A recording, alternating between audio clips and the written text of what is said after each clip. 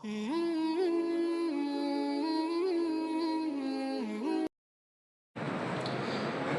الحمد لله نحمده ونستعينه ونستغفره ونعوذ بالله من شرور أنفسنا ومن سيئات أعمالنا من يهده الله فلا مضل له ومن يضلل فلا هادي له وأشهد أن لا إله إلا الله وحده لا شريك له وأشهد أن محمدا عبده ورسوله يا أيها الذين آمنوا اتقوا الله حق تقاته ولا تموتن إلا وأنتم مسلمون يا أيها الناس اتقوا ربكم الذي خلقكم من نفس واحدة وخلق منها زوجها وبث منهما رجالا كثيرا ونساء واتقوا الله الذي تساءلون به والأرحام إن الله كان عليكم رقيبا يا أيها الذين آمنوا اتقوا الله وقولوا قولا سديدا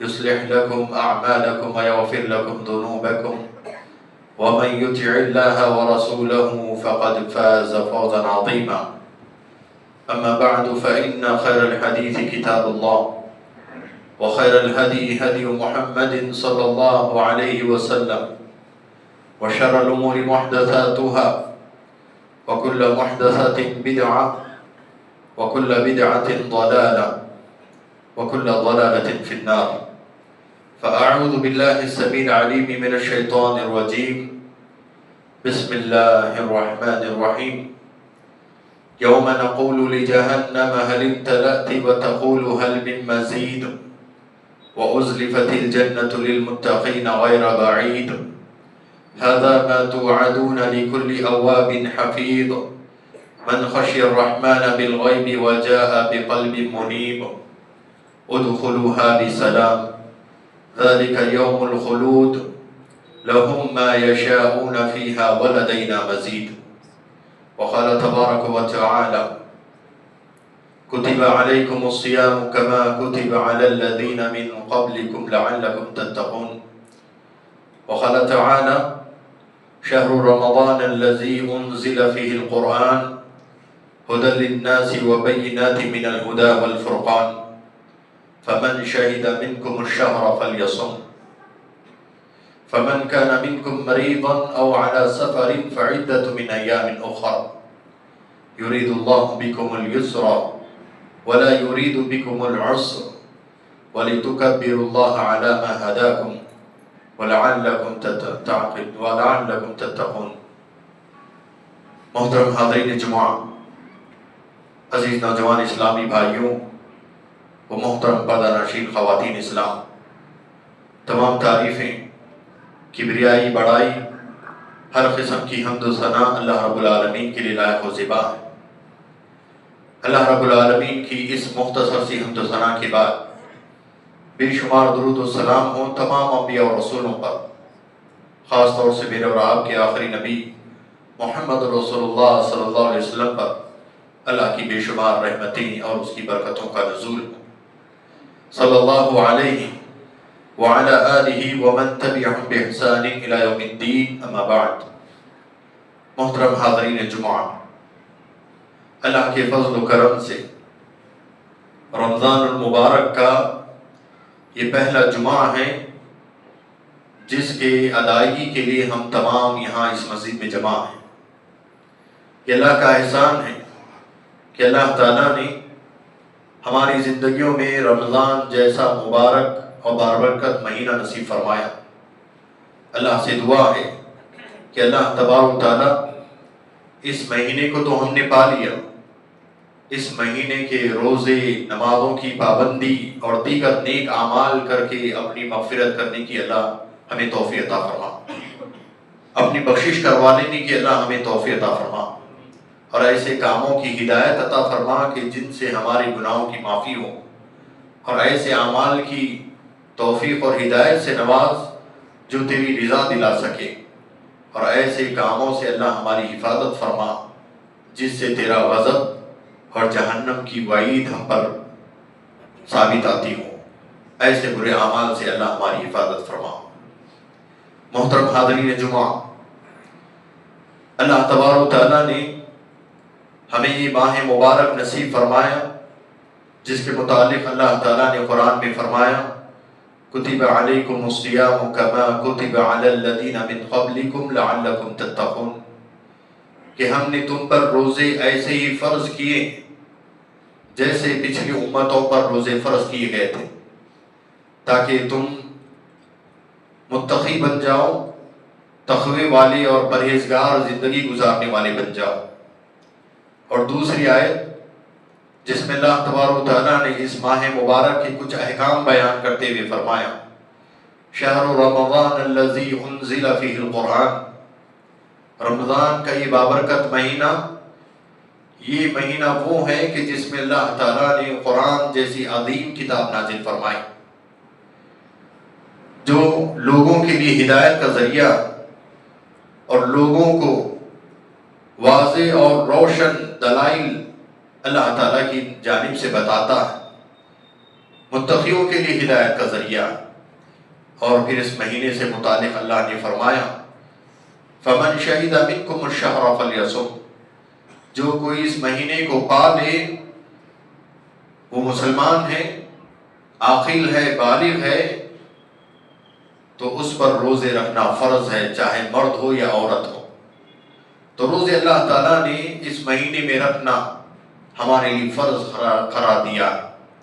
اور پھر آگے اللہ نے فرمایا فَمَنْ كَانَ مِنْكُمْ مَرِيضًا أَوْ عَلَى سَفَرٍ فَعِدَّةٌ مِنْ أَيَّامٍ أُخَرَ، اگر اس مہینے کو پانے کے بعد کوئی آدمی بیمار ہو گیا یا کوئی سفر میں ہے تو ایسی صورت میں اس کی بیماری روزہ رکھنے سے اس کو رکاوٹ بن رہی ہے، اس کا سفر روزہ رکھنے میں اسے دشواری پیدا کر رہا ہے، تو اللہ تعالیٰ نے اس بات کی اجازت دی کہ بیمار روزے کو چھوڑے اور پھر جب اس کی صحت واپس آئے تو رمضان کے بعد جتنے روزے اس سے چھوٹے ہیں اس گنتی کو وہ مکمل کر لے۔ اور یہی معاملہ مسافر کا ہے کہ سفر کی وجہ سے وہ روزے نہیں رکھ سکا تو رمضان کے بعد وہ اپنے ان چھوٹے ہوئے روزوں کو رکھ کر ان کی گنتی کو مکمل کرے۔ اور آگے اللہ تعالیٰ نے فرمایا اللہ تعالیٰ تمہارے ساتھ یرید اللہ بکم الیسر، تمہارے ساتھ اللہ تعالیٰ آسانی کا معاملہ چاہتا ہے، تمہیں مشکل میں نہیں ڈالنا چاہتا۔ اللہ تعالیٰ چاہتا ہے کہ تم اللہ کی بڑائی بیان کرو اور اللہ تعالیٰ کے متقی بندے بن جاؤ۔ محترم حضرات، رمضان کا یہ مہینہ جہاں پر بہت ساری خیر و برکتیں لاتا ہے، وہیں پر ہمیں اس بات کا موقع دیتا ہے کہ ہم اپنی زندگیوں میں سدھار پیدا کریں، اپنی زندگیوں کو بہترین تربیت کے ذریعے سے اپنے اندر تبدیلی لائیں، اپنے اندر کی خرابیوں کو، خامیوں کو، گناہوں کو، اللہ کی نافرمانی اور لوگوں کے ساتھ ظلم و زیادتی کے معاملات کو ترک کریں اور پھر اپنے آپ کو ایک صحیح معنی میں سچا مسلمان، ایک مومن، ایک با اخلاق انسان بنا سکے۔ رمضان کا مہینہ یہ ہم تمام کی تربیت کا مہینہ، ہم تمام کی زندگیوں کو بہتر بنانے کا مہینہ، ہم تمام کی روحانی اصلاح کا بھی مہینہ ہے، جسمانی اصلاح کا بھی مہینہ ہے، ہم تمام کے تعلقات کو اللہ سے بہتر بنانے کا بھی مہینہ ہے، اور ہم تمام کے تعلقات کو آپس میں ایک دوسرے رشتہ داروں کے ساتھ، دوست و احباب اور دیگر لوگوں کے ساتھ بھی بہتر تعلقات بنانے کا مہینہ ہے۔ اسی لیے دیکھیں آپ اس مہینے میں اللہ تعالیٰ نے جہاں پر روزے رکھنے کا حکم دیا وہیں پر اللہ تبارک و تعالیٰ نے روزے رکھنے کے ایک اہم طریقے کو بھی اللہ تعالیٰ نے بتایا کہ بندہ روزہ کیسے رہے، بندہ روزہ جب رہے تو روزے کی حالت میں کیا اعمال کرے اور کیا اعمال نہ کرے، اس بات کی تعلیم بھی اللہ نے رسول اللہ صلی اللہ علیہ وسلم کی زبانی ہمیں پہنچا دی۔ تو ہمیں ضرورت اس بات کی ہے کہ ہم روزوں کے مقصد کو سمجھیں، روزہ رکھنے کی یہ جو ہمیں ٹریننگ دی جا رہی ہے، ہماری جو اصلاح کی جا رہی ہے، ہماری تربیت کے لیے مختلف انداز میں جو ہمیں سمجھایا جا رہا ہے کہ فلاں کام نہ کرو، فلاں کام سے بچو، فلاں کاموں سے دور رہو، اور فلاں فلاں نیکی کے کاموں میں آگے بڑھو۔ یہ جو تربیت دی جا رہی ہے، اس بات پر ہمیں توجہ دینے اور پھر اپنے اندر اچھائیاں لانے اور برائیوں کو دور کرنے کی ضرورت ہے۔ اور اسی لیے اللہ تبارک و تعالیٰ نے روزے کے متعلق خاص طور سے اللہ تعالیٰ نے فرمایا کہ بندہ جب روزہ رکھتا ہے تو بندہ روزہ میرے لیے رکھتا ہے۔ اور اسی لیے اللہ تعالیٰ نے دیکھے روزے کی نسبت اپنی طرف کی، اور وہ بندہ جو روزہ رکھتا ہے اس کی نسبت بھی اللہ تعالیٰ نے اپنی طرف کی۔ اللہ نے فرمایا کہ میرا بندہ روزہ رکھتا ہے میرے لیے، اور پھر وَأَنَا أَجْزِي بِهِ، اسی لیے میں اس کا جو ثواب ہے وہ بے حد و حساب اسے میں عطا کروں گا۔ اس کی کوئی گنتی مقرر نہیں ہے۔ اللہ نے روزے کی گنتی، اس کے اجر و ثواب کو اللہ نے محدود نہیں رکھا۔ اس کی بنیادی وجہ یہی ہے کہ اللہ تبارک و تعالیٰ ہم سے چاہتا ہے کہ ہم پورے خلوص کے ساتھ، پوری للہیت کے ساتھ، پوری یکسوئی کے ساتھ اللہ تعالیٰ کی طرف متوجہ ہوں، اور اللہ تبارک و تعالیٰ کی رضا کے لیے، اپنے گناہوں کی معافی کے لیے ہم روزہ جیسی اہم ترین عبادت کو رکھ کر ہم اللہ تعالیٰ کو راضی کر سکیں۔ اور دیکھیں آپ کہ روزہ یہ بہت ساری عبادتوں کو جمع کرتا ہے۔ روزہ خود اپنی جگہ ایک عبادت ہے، اور روزے کی حالت میں نماز کی بھی پابندی یہ بھی ضروری ہے۔ تو روزے دار نمازی بھی ہوتا ہے، نمازوں کا پابند بھی ہوتا ہے۔ روزے دار قرآن کی تلاوت کا بھی اہتمام کرنے والا بنے، اس کی بھی تاکید کی گئی، کیونکہ روزہ یہ تمام عبادتوں کو شامل حال ہے۔ ایک تو نماز، دوسرا قرآن کی تلاوت، تیسرا توبہ و استغفار، چوتھا صدقہ و خیرات، اور اس کے علاوہ دیگر اور بہت ساری نیکیاں جو بھی انسان اللہ کی رضا کے لیے کر سکتا ہے، اس کو کرنے کی تعلیم دی گئی ہے، اس کو ابھارا گیا ہے۔ تو روزہ بندہ اللہ کے لیے رکھتا ہے، اسی لیے اللہ تعالیٰ نے اس کا اجر، اس کا ثواب بے حساب رکھا ہے۔ اور جس بندے کا جتنا زیادہ روزے سے متعلق اہتمام ہوگا، روزے سے متعلق جتنا اس کے اندر خلوص پایا جائے گا، جتنا وہ اللہ کو راضی کرنے کے لیے روزے کی حالت میں نیک کاموں میں آگے بڑھے گا، گناہوں کو چھوڑے گا، اتنا زیادہ اللہ تعالیٰ اسے بے حساب اجر و ثواب سے نوازے گا۔ اور روزے کی حالت میں بندہ گناہوں سے بھی بچنا چاہیے۔ اسی لیے اسی حدیث قدسی میں اللہ تعالیٰ نے فرمایا کہ بندہ جب روزے سے ہوتا ہے، الصوم جنۃ، روزہ اس کے لیے ایک ڈھال کا کام کرتا ہے، اس کے لیے ایک بچاؤ کا کام کرتا ہے۔ کس چیز سے بچاؤ کا کام کرتا ہے؟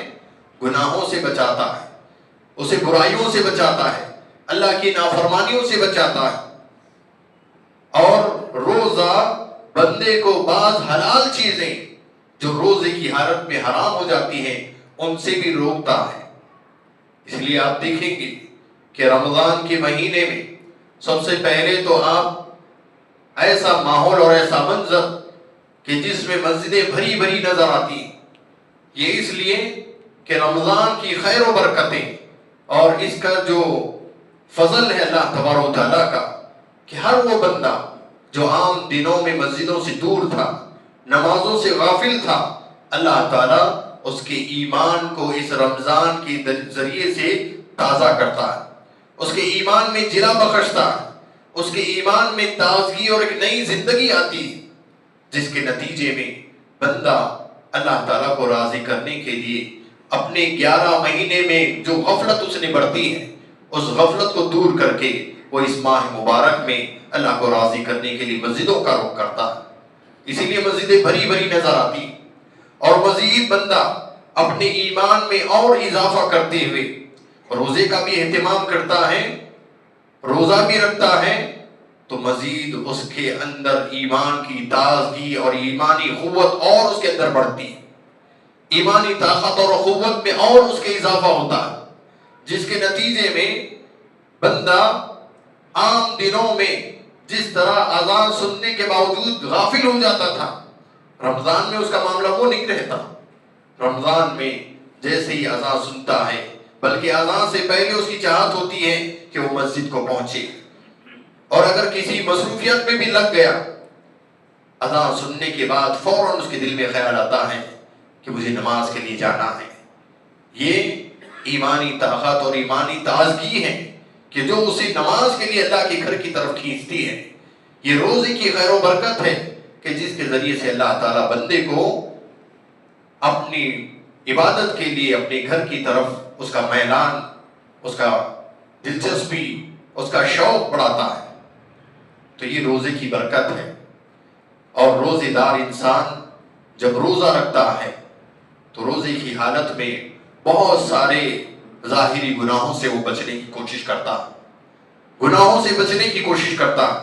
آپ دیکھیں رمضان کے مہینے میں اللہ تبارک و تعالیٰ نے اس کے لیے جتنی چیزیں حلال رکھی ہیں، حلال چیزوں سے بھی روزے دار بچتا ہے. کیوں؟ کیونکہ مجھے فجر سے لے کر مغرب تک اللہ کی رضا کے لیے بھوکا پیاسا رہنا ہے. کھانے کی چیزیں اس کے سامنے ہوتی ہیں، کھانے پینے کی مختلف لذیذ ذائقے دار اشیاء اس کے سامنے ہوتی ہیں. اگر وہ اکیلے میں بھی ہو، کوئی اسے دیکھ نہیں رہا ہے، اس کے باوجود وہ کھانے کی طرف ہاتھ تک نہیں بڑھاتا، پینے کی طرف، پانی کی طرف یا کوئی اور مشروب کی طرف وہ اپنا ہاتھ نہیں بڑھاتا. کیوں؟ کیونکہ روزے سے ہے. اسی کو اللہ نے اخلاص کہا ہے. یہی اخلاص اللہ تعالیٰ کو مطلوب ہے کہ بندہ روزہ صرف اللہ کے لیے رکھتا ہے. اسی لیے کوئی دیکھے یا نہ دیکھے، کھانے پینے کی چیزیں اس کے سامنے ہیں تب بھی اسے ہاتھ نہیں لگاتا. اسی لیے اللہ تعالیٰ نے اس کا اجر و ثواب بے حساب رکھا ہے. اور روزہ انسان کے اندر جہاں پر ایمان میں تازگی اور ایمان میں نئی جلا بخشتا ہے، وہیں پر دوسری تربیت یہ کرتا ہے کہ بندہ اپنے اعمال میں اخلاص پیدا کرے، اپنے ہر کام میں اخلاص لائے.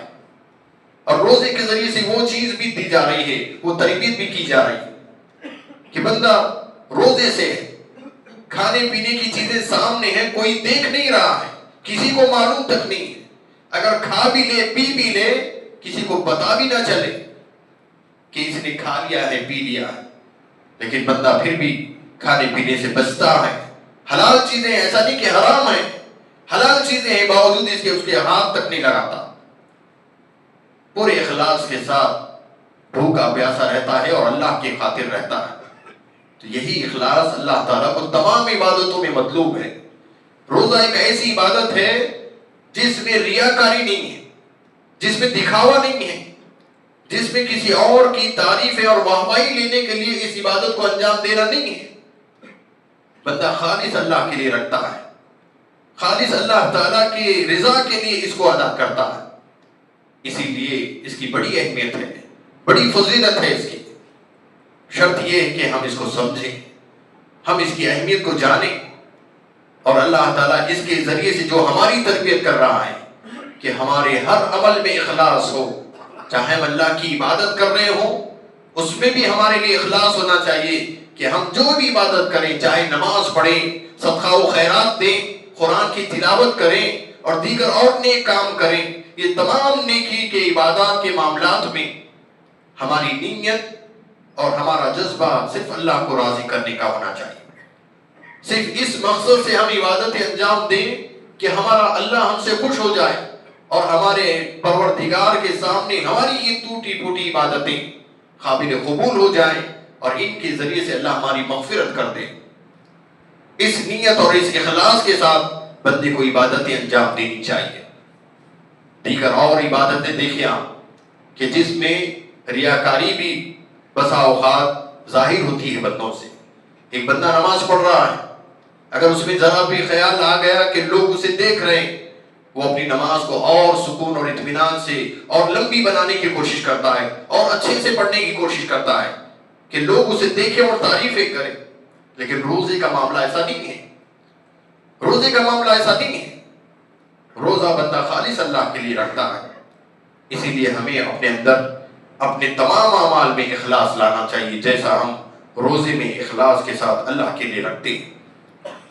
اور روزہ ہمیں صبر کی بھی تعلیم دیتا ہے، روزہ ہمیں صبر کی دعوت دیتا ہے. روزہ اور نماز یہ دونوں عبادتیں ہمیں صبر پر ابھارتی ہیں.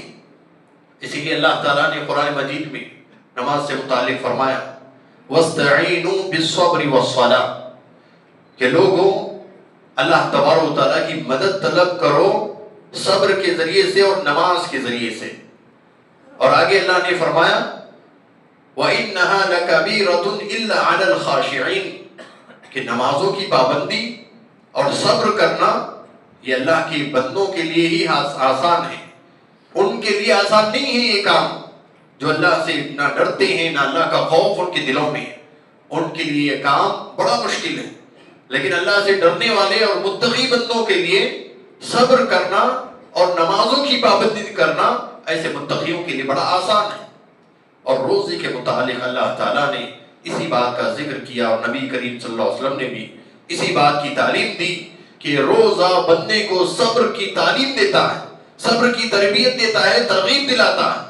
وہ کیسے کہ وہ بندہ روزے کی حالت میں اس کے سامنے حلال چیزیں ہیں کھانے پینے کی لیکن نہیں کھاتا. کیوں؟ صبر کرتا ہے. اللہ تعالیٰ کا حکم ہے کھانے پینے سے بھی بچنا ہے. ایک نوجوان ہے, نیا شادی شدہ ہے, اللہ نے اس کے لیے اس کی بیوی حلال رکھی ہے لیکن روزے کی حالت میں وہ اپنی بیوی سے اپنی جائز خواہشات پوری کرنے سے بھی دور رہتا ہے. کیوں؟ کیونکہ روزے کی حالت میں اللہ نے اسے یہ کام کرنے سے منع کیا ہے. صبر کرتا ہے, اپنے جذبات پہ صبر کرتا ہے. بھوک لگی ہے, پیاس لگی ہے, اس پر صبر کرتا ہے. اور اس کے علاوہ انسان گناہوں کی طرف آمادہ ہوتا ہے. گناہ کی عادت جو رمضان سے پہلے کے زندگی میں اس کی لگی ہوئی تھی وہی عادت رمضان میں بھی اسے گناہ کی طرف کھینچتی ہے, گناہ کی طرف اسے ابھارتی ہے. لیکن بندہ گناہ پر صبر کرتا ہے کہ میں روزے سے ہوں, میں گناہ کے کام نہیں کروں گا, میں منہ سے اپنی گندی باتیں گالی گلوچ نہیں کروں گا. کیوں؟ کیونکہ میں روزے سے ہوں. میں کسی سے لڑائی جھگڑا نہیں کروں گا کیونکہ میں روزے سے ہوں. میں کسی کے ساتھ دھوکہ دہی نہیں کروں گا کیونکہ میں روزے سے ہوں. میں کسی کے ساتھ جھوٹ نہیں بولوں گا کیونکہ میں روزے سے ہوں. میں کسی کو دغا بازی نہیں کروں گا, کسی کو دھوکہ نہیں دوں گا کیونکہ میں روزے سے ہوں. اور میں کسی کے ساتھ بد اخلاقی سے پیش نہیں آؤں گا کیونکہ میں روزے سے ہوں. اور نبی کریم صلی اللہ علیہ وسلم نے اسی بات کو اس انداز میں بیان کرتے ہوئے فرمایا من لم يدع قول الزور والعمل به فليس لله حاجة في ان يدع طعامه وشرابه. اللہ کے رسول صلی اللہ علیہ وسلم نے فرمایا کہ ایسا آدمی کہ جس کے روزے میں یہ خوبی ہے ہی نہیں کہ روزے سے ہے لیکن اس کا روزہ اسے جھوٹ بولنے سے نہیں روک رہا, روزے سے ہے اس کا روزہ اسے گالی گلوچ کرنے سے نہیں روک رہا, روزے سے ہے لیکن اس کا روزہ لڑائی جھگڑے سے نہیں روک رہا, دیگر اور گناہوں سے اسے نہیں روک رہا, تو ایسے روزے کی اللہ تعالیٰ کو کوئی ضرورت ہی نہیں ہے. ایسے بندے کے روزہ جیسی عبادت کی اللہ کو کوئی ضرورت نہیں ہے کہ جو روزہ بندے کو گناہوں سے نہ روکے. تو ہمیں اس بات کی تعلیم دی جا رہی ہے اور تربیت کی جا رہی ہے کہ ہم گناہوں پر صبر کریں, غلط کاموں کو چھوڑ دیں, ہم اپنی اصلاح کریں. ذاتی طور پر اللہ تبارک و تعالیٰ رمضان کے مہینے کو ہر بندے کی ذاتی طور پر اصلاح کا مہینہ بنایا ہے. لیکن ہم جیسا سال کے 11 مہینے گزارتے ہیں, رمضان میں بھی بس لوگ رہ رہے ہیں روزے, ہم بھی رہ رہے ہیں, لوگ نمازوں کو آ رہے ہیں, ہم بھی آ رہے ہیں, لوگ تراویح میں آتے ہیں, ہم بھی 2 رکعت میں شامل ہو گئے پھر چلے گئے. یہ ہمارا معمول بن چکا ہے. یہی وجہ ہے آپ دیکھیں رمضان کے شروع دنوں میں مسجد کے ذمہ دار پریشان ہو جاتے ہیں, انتظام کرنے والے نوجوان پریشان ہو جاتے ہیں کہ اتنے سارے انتظام ہم نے کر دیے لیکن نمازیوں کے لیے پھر بھی مشکل ہو رہی ہے, جگہ کی تنگی ہو رہی ہے. لیکن جیسے ہی 4-5 دن گزر گئے, 1 ہفتہ گزر گیا, پھر وہی مسجد کا حال جیسے پہلے تھا. مسجدیں ویسے ہی پھر سے خالی ہونا شروع ہوتی ہیں, بازار بھرنا شروع ہوتے ہیں, دکانیں بھرنا شروع ہوتی ہیں. عین نمازوں کے ٹائم میں مسلمانوں کا معمول ہوتا ہے کہ اچھے عید کے لیے نئے نئے کپڑے خریدیں, نئی تیاریاں کریں, گھر کو سجانے کے لیے نئی آئٹم خریدیں, چیزیں خریدیں. کیا مرد ہو یا عورتیں ہوں، دونوں کا یہی حال ہوتا ہے۔ مرد لے کر جاتے ہیں اور عورتیں خریداری کرتی ہیں، مرد ادھر گھوم رہے ہوتے ہیں اور عورتیں ادھر خریداری میں مصروف ہوتی ہیں۔ ہر سال رمضان میں ہمارا یہی معمول بنا ہوتا ہے، لیکن کبھی ہم نے غور کیا اگر یہی چیزیں ہم رمضان سے تھوڑا پہلے اگر ہم اس کی تیاری کر لیں اور رمضان میں ہم اس بات پہ توجہ دیں کہ رمضان کا مہینہ جس میں اس کے دن کا روزہ رکھنا اور اس کی رات کا قیام کرنا گناہوں کی معافی کا ذریعہ ہے، زندگی بھر کے گناہوں کی معافی کا ذریعہ ہے، اس طرف توجہ دیتے ہوئے اگر ہم یہ ساری تیاریاں یا تو رمضان سے پہلے کر لیں یا رمضان کے دنوں میں کر لیں تاکہ رات کی عبادتیں ہم سے نہ چھوٹیں، لیکن یہ خیال کسی کو نہیں آتا۔ جمعہ کے خطبات میں علماء سے سنتے ہیں، علماء سے بیانات سنتے ہیں، اور آج کل ماشاءاللہ ہر کسی کے پاس سہولتیں ہیں، اپنے موبائلوں میں بھی دیکھ کر بڑے بڑے علماء کے بیانات سنتے ہیں اور کہتے ہیں کیا خوب بتایا ہے مولانا نے، کیا بہترین تقریر کی ہے مولانا صاحب نے، کیا ہی زبردست پوائنٹ بتایا ہے مولانا صاحب نے، خطیب صاحب نے، لیکن صرف کان کو سننے کا مزہ ہے، عمل کرنے میں مزہ نہیں لینا چاہتے۔ اصل اللہ تبارک و تعالیٰ کو ہم سے جو مطلوب ہے وہ ہماری زندگیوں میں عملی طور پر اللہ کے احکام آئیں، اللہ کے احکام پر ہم عمل کریں، رسول اللہ صلی اللہ علیہ وسلم کی تعلیمات کے مطابق ہم زندگی گزاریں۔ اصل اللہ کو یہ مطلوب ہے۔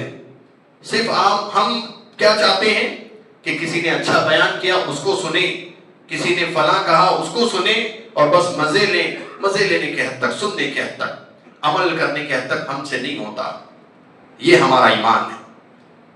اللہ کے رسول صلی اللہ علیہ وسلم نے روزے کی حالت میں جو تربیت کی ہے اور روزہ جو تربیت کر رہا ہے ہماری کہ ہم جھوٹی باتوں سے بچیں، جھوٹی گواہی دینے سے بچیں، گالی گلوچ سے بچیں، اور اس کے سلسلے میں خاص طور سے نبی کریم صلی اللہ علیہ وسلم نے فرمایا کہ آدمی زندگی بھر لڑائی جھگڑے سے اپنے آپ کو بچائے رکھنا چاہیے، اور اللہ کے نبی صلی اللہ علیہ وسلم نے ایسے شخص کو جنت کے درمیانی حصے میں ایک گھر کی ضمانت دی۔ انا زعیم ببیت فی ربض الجنہ، اللہ کے نبی صلی اللہ علیہ وسلم نے فرمایا کہ میں اس بات کی گارنٹی دیتا ہوں اس آدمی کے لیے جنت کے درمیان میں گھر کی کہ جو اپنا حق ہوتے ہوئے بھی اپنے حق کے لیے لڑائی جھگڑا کرنا چھوڑ دیتا، کسی لڑتا نہیں، جھگڑا نہیں کرتا، گالی گلوچ نہیں کرتا، حالانکہ اس کا حق ہے، اپنے حق کے لیے وہ آگے بڑھ کر اس کو لینے کی طاقت رکھتا ہے اور اس کو اس بات کی اجازت بھی دی ہے اسلام نے، لیکن باوجود اس کے وہ کسی سے گالی گلوچ اور لڑائی جھگڑا نہیں کرتا، محض اس لیے کہ اللہ تبارک و تعالیٰ کو یہ عمل پسند نہیں ہے۔ اللہ کے نبی صلی اللہ علیہ وسلم نے اس کے لیے جنت کے درمیانی حصے میں ایک گھر کی ضمانت دی ہے۔ لیکن ہمارا معاملہ یہ ہے کہ ہم طاق میں رہتے ہیں، کوئی کچھ کہہ دے ہمیں اور ہم اس کے ساتھ ہاتھا پائی کرنے یا اپنے ہاتھ کی صفائی کرنے کے لیے تیار ہو جائیں، موقع کی تلاش میں رہتے ہیں۔ یہ سارے معاملے آج ہمارے معاشرے میں بنے ہوئے ہیں۔ تو لہذا میرے محترم حضرات و خواتین اسلام، ہمیں ضرورت اس بات کی ہے کہ روزے کے اس مہینے کی اہمیت ہم سمجھیں، اس کی قدر کریں، اور روزہ جو ہماری تربیت کر رہا ہے اس کے ذریعے سے ہم اپنی اصلاح کریں۔ ہم اپنے گھر کے ماحول کو بھی بہتر بنا سکتے ہیں، اپنے اڑوس پڑوس کے ماحول کو بھی بہتر بنا سکتے ہیں، اپنے محلے اور گاؤں کو، اپنے شہر کو بہتر بنا سکتے ہیں۔